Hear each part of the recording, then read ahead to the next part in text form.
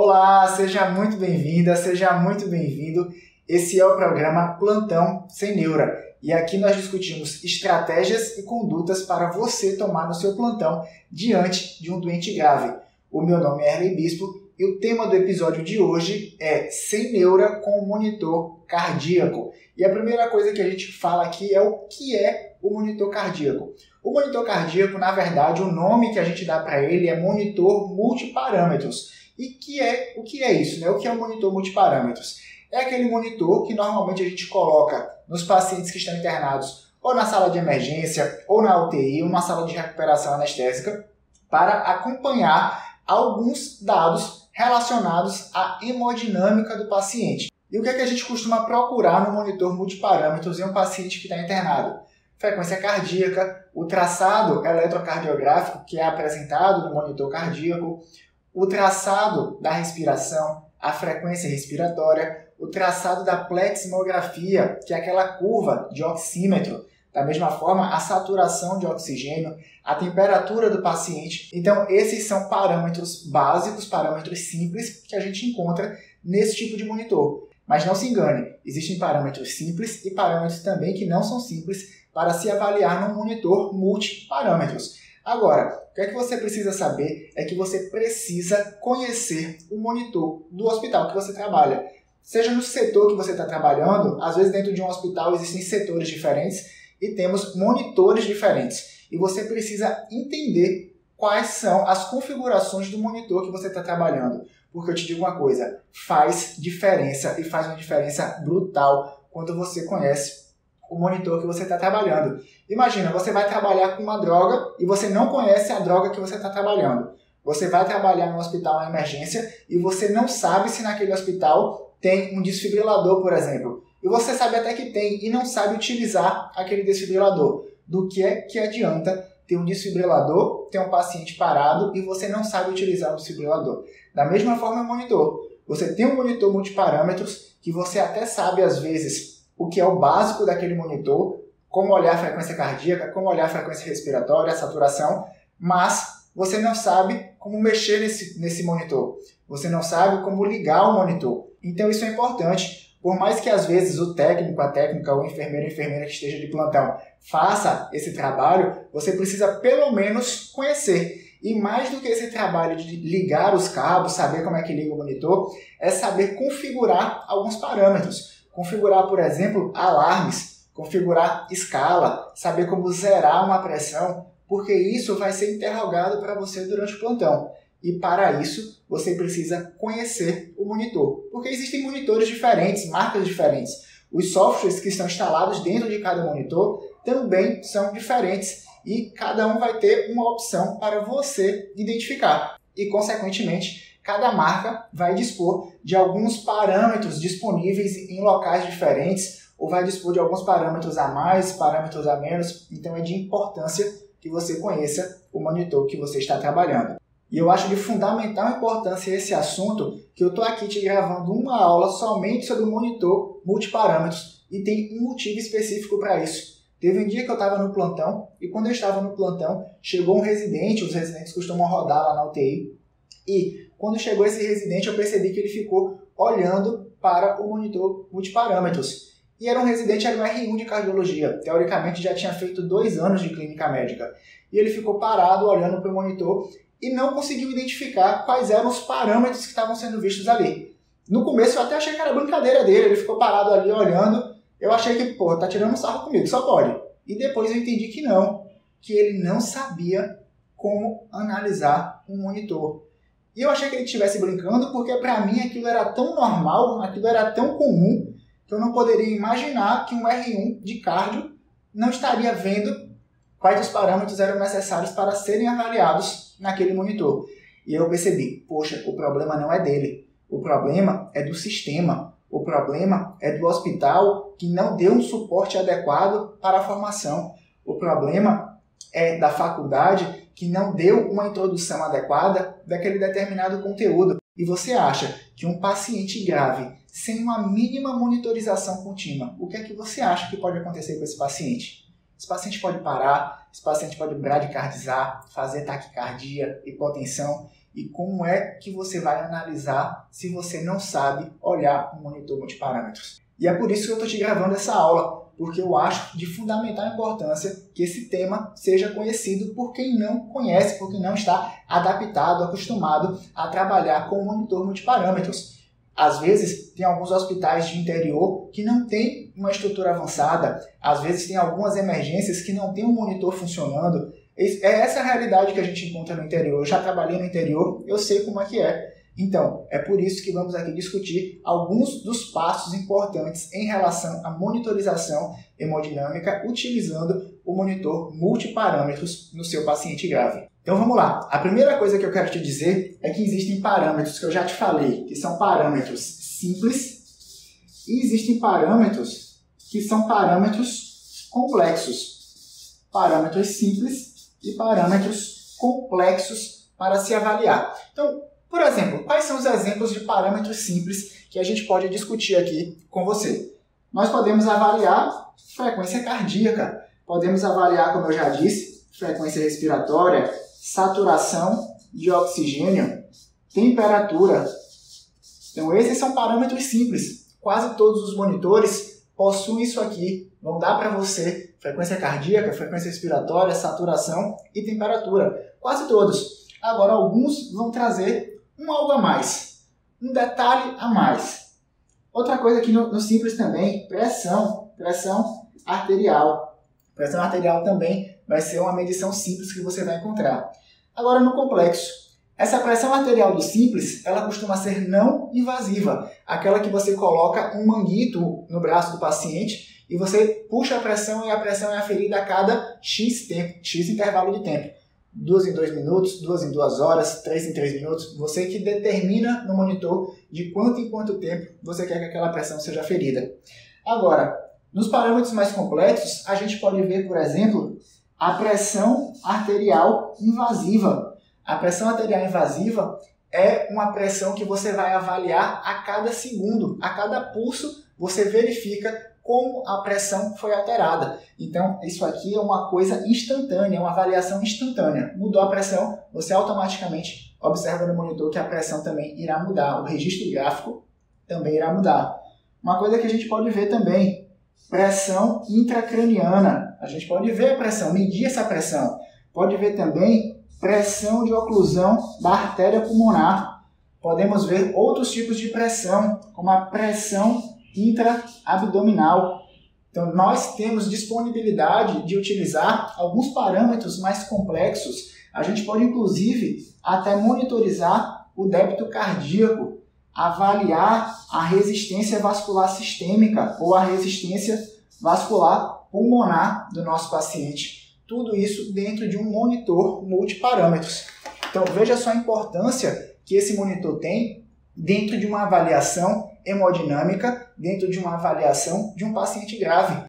E veja só, você pode acessar tanto os parâmetros simples, mas também, se você tiver conhecimento, os parâmetros complexos podem te ajudar na conduta e também na monitorização de um doente grave. E você vai utilizar um monitor ao seu favor. E muitas vezes, por não conhecer a fundo o que o nosso monitor pode dar para a gente, ou muitas vezes por não conhecer como interpretar determinados dados, o que é que a gente faz? A gente acaba esquecendo, não utilizando, não valorizando determinadas informações, não valorizando determinadas alterações de gráficos que podem dar para a gente um resultado já ali, ó, de cara, sem a gente precisar fazer algum exame mais avançado, solicitar algum exame extra. Então, conhecer os parâmetros, conhecer como funciona, isso faz fundamental importância, isso faz diferença na conduta do seu paciente grave. E eu vou te dizer uma coisa, são muitos parâmetros para serem dominados, são muitos valores para serem levados em consideração. Então você precisa entender que precisa ter tempo para se estudar isso, precisa ter conhecimento.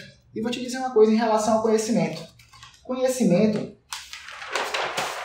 é essa formulazinha aqui. C de conhecimento é T mais E mais P. Conhecimento é TEP. O que é TEP? Conhecimento é tempo de estudo. Você tem que ter tempo para adquirir conhecimento. Se você não tiver tempo, você não vai conseguir aprofundar um conteúdo. Você não vai conseguir dominar um conteúdo. E para isso você precisa estudar. Você precisa estudar esse conteúdo. Então, quando você estuda esse conteúdo com o tempo, você acaba tendo mais conhecimento. Agora, não é só estudar, não é só ter tempo, é também, sabe o quê? Prática. Não adianta nada se você aprender uma coisa e não colocar em prática. Conhecimento é TEP. Tempo, estudo e prática. Não adianta você querer ter conhecimento sobre um determinado assunto se você não dedicar tempo, se você não estudar e se você não praticar aquilo que você vai aprender. Então, veja só, o que a gente vai falar hoje aqui, o que a gente está falando hoje aqui, eu quero que você depois tenha mais tempo de ver esse vídeo, que você depois veja o artigo que eu vou colocar aqui embaixo no link e que depois, aprendendo isso, você coloque em prática. Você busque no monitor do seu hospital quais são as configurações, como valorizar determinados assuntos. Vou te falar uma coisa, eu tenho uma aula que essa aula dura um dia só para falar como avaliar a volemia de um paciente olhando apenas o monitor multiparâmetros. Então veja, um dia de aula só para falar como avaliar a hemodinâmica de um paciente, como fazer a avaliação volêmica de um paciente só olhando o monitor. Então, isso aqui é um assunto infinito. Eu estou aqui para você gravando apenas uma fração da importância de se avaliar cada parâmetro desse. Então, veja só, valorize isso, porque conhecimento é TEP.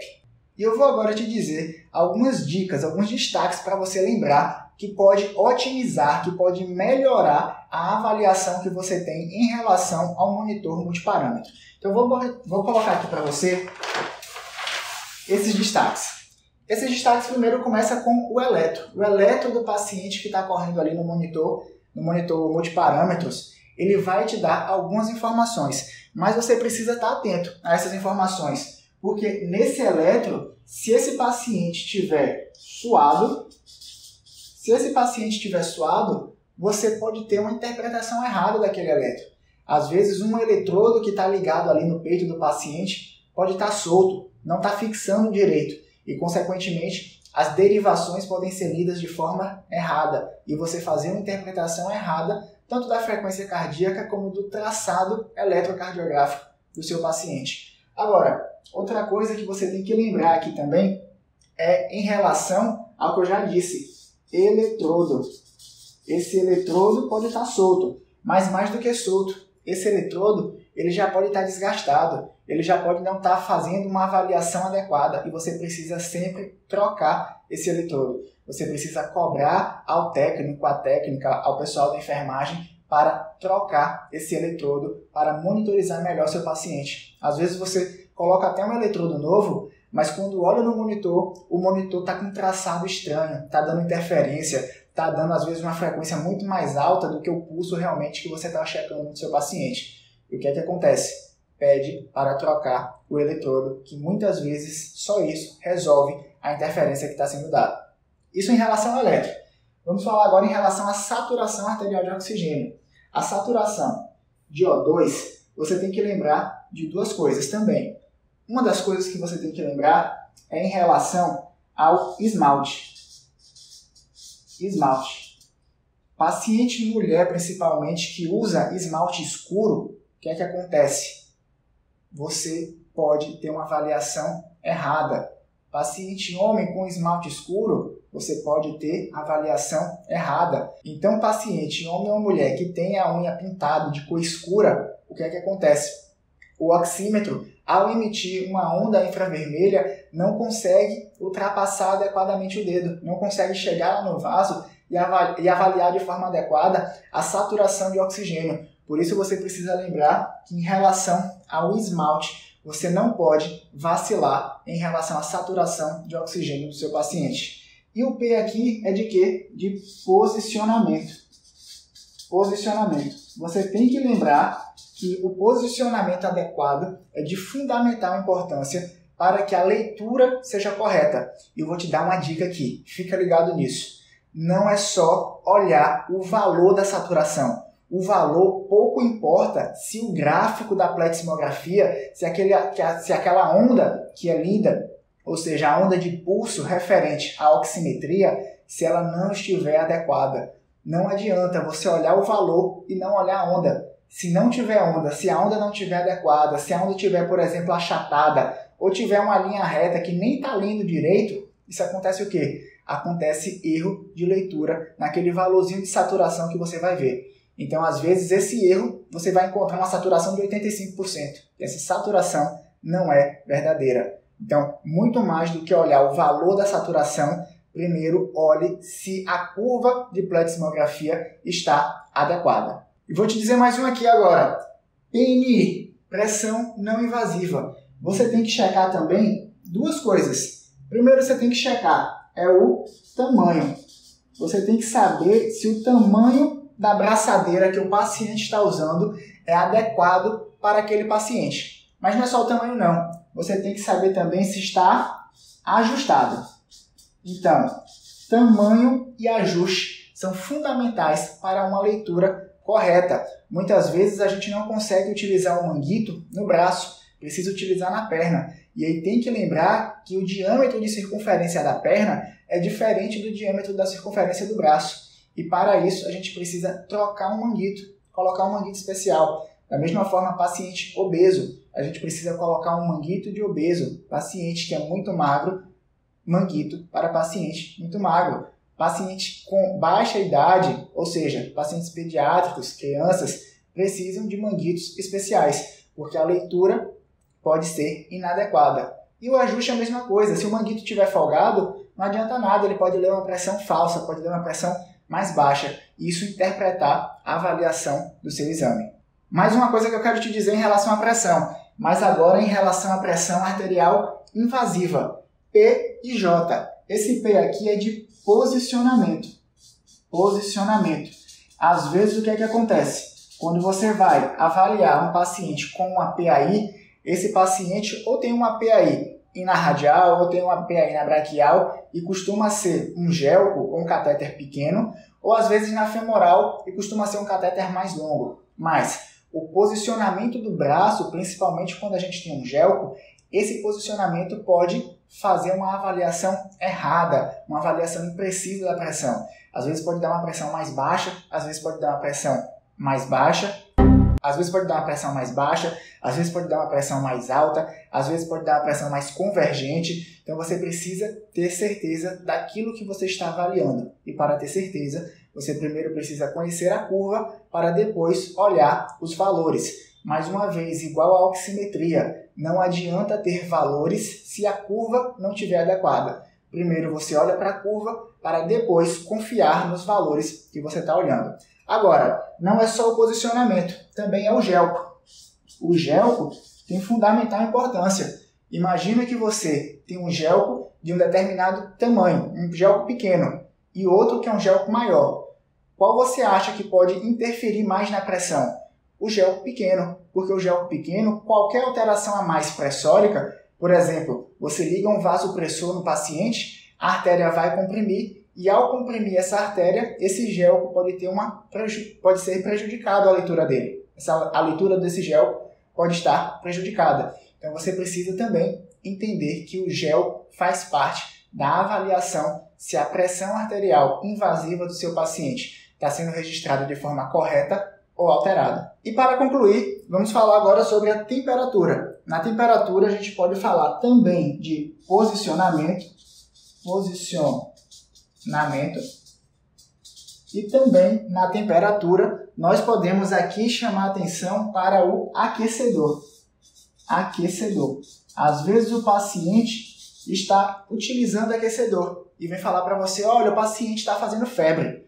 Mas, poxa, o paciente está todo coberto, o paciente está com a manta, está com cobertor e ainda está com um aquecedor ligado. Então, esse paciente, muitas vezes você só precisa fazer o quê? Desligar o aquecedor, descobre o paciente e a temperatura muitas vezes normaliza. Então, fica atento em relação ao aquecedor com aumento de temperatura do paciente. E com posicionamento também. Às vezes o termômetro está colocado de forma errada. E o termômetro colocado de forma errada, adivinha?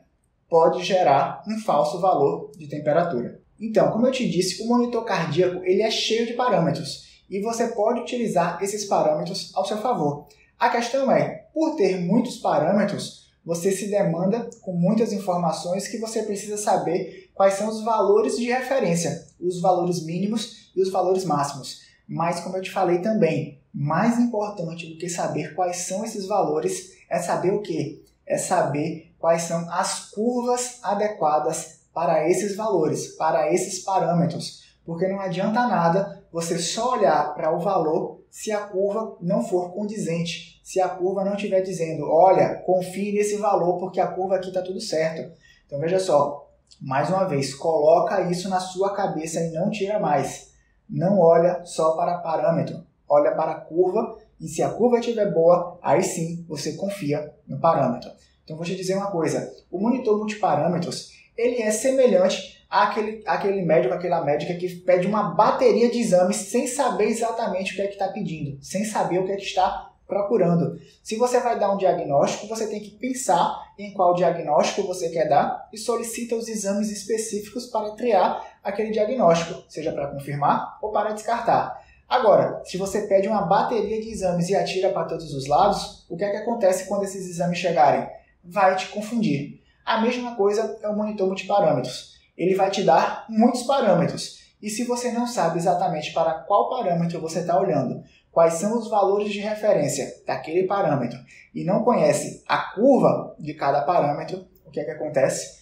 Você está atirando para todos os lados. Você não está enxergando o que está na sua cara. E como eu te disse, em um monitor você pode extrair tantos parâmetros do seu paciente que você vai se surpreender com a quantidade de informação que somente aquela caixinha que está ligada no monitor vai te informar durante o plantão.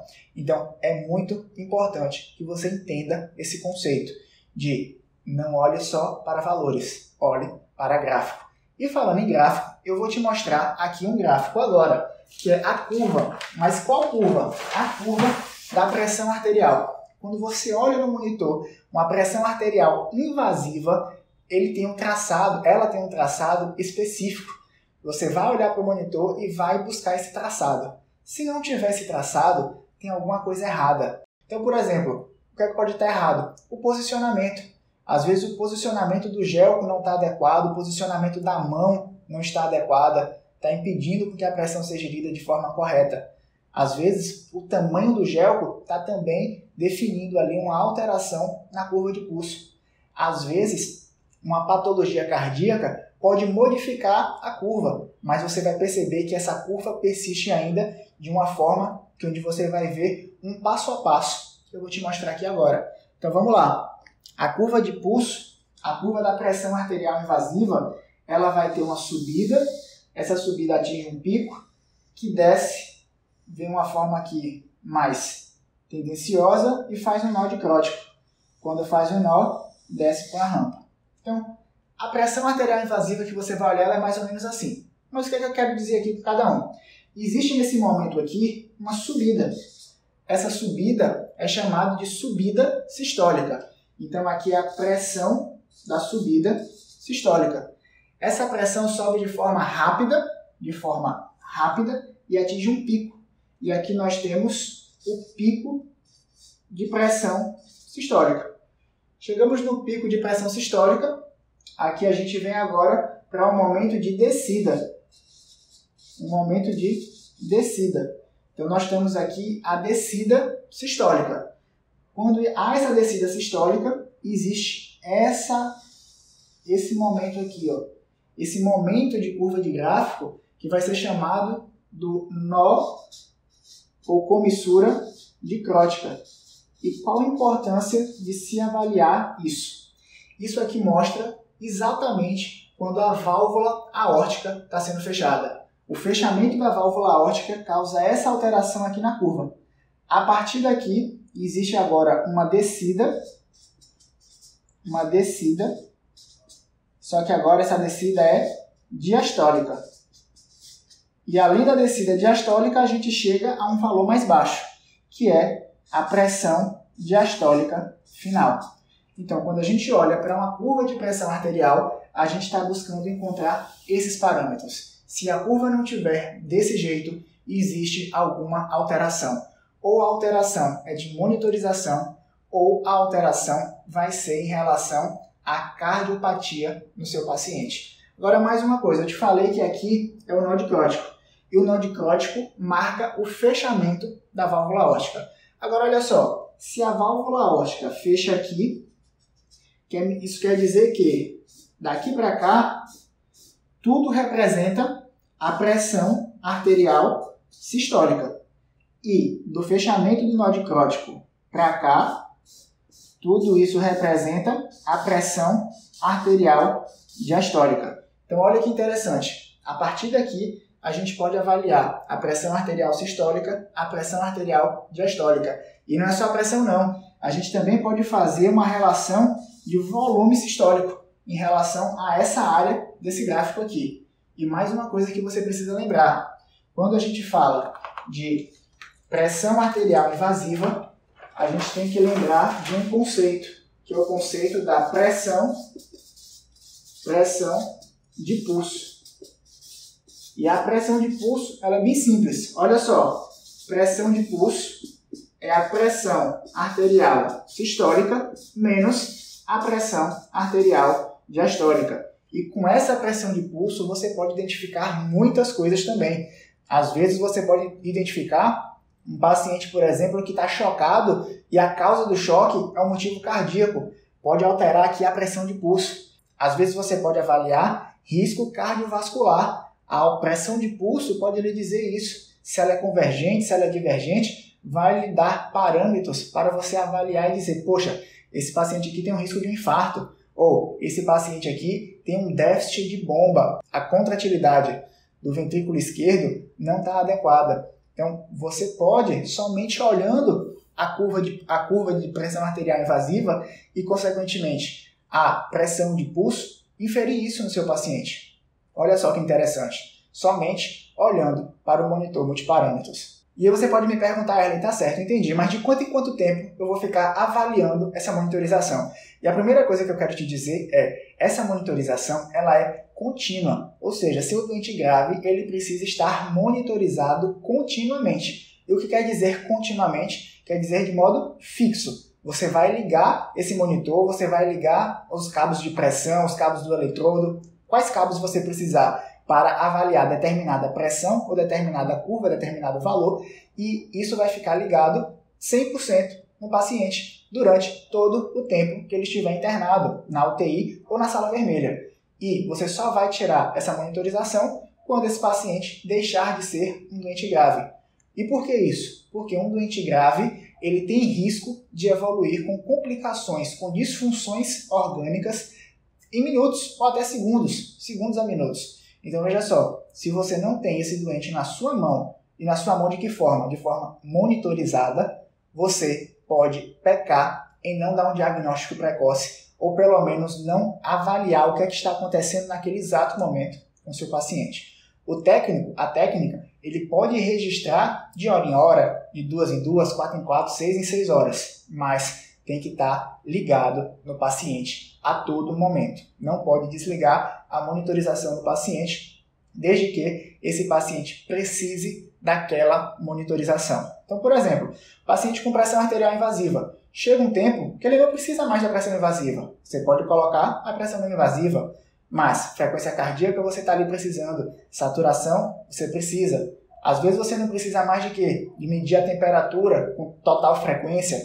Pode espaçar a temperatura e medir de 4 em 4, 6 em 6 horas. Então, são exemplos para você utilizar na sua prática. O mais importante e o que fica dessa aula é não se apegue somente a valores. Avalie curva, avalie gráfico. Saiba como dizer se aqueles valores estão certos, se aqueles valores estão errados. E mais uma coisa, lembre-se sempre de configurar o alarme do monitor. Você tem que dizer ao técnico, dizer à técnica quais são os níveis que você quer considerar como normal. Às vezes você pega, por exemplo, um paciente que é DPOC. Paciente que é DPOC, uma saturação média esperada para ele é de 88% a 92%. Então, se você pega esse paciente e configura um alarme de 90% a 100%, de 92% a 100%, esse alarme pode toda hora começar a disparar porque aquele paciente específico satura 88%, 89%. E para ele é normal. E como é normal, o seu limite do alarme precisa ser ajustado para aquele perfil de paciente. Então, mais uma coisa que eu tenho para te lembrar é, ao chegar no seu setor de trabalho, busque saber qual é ou quais são os monitores disponíveis no seu serviço, disponíveis para você olhar e conhecer a tela, conhecer os parâmetros, conhecer onde fica cada registro, saber onde ficam os alarmes, saber onde fica a escala gráfica, porque você precisa avaliar o gráfico gerado por esse monitor. E como eu combinei com você, eu vou deixar um link aqui embaixo de um artigo para você baixar sobre monitorização hemodinâmica e aumentar o seu conhecimento sobre esse tema. Lembre-se, conhecimento é igual a TEP. Tempo, estudo e prática. Nos vemos em uma próxima aula. Até lá!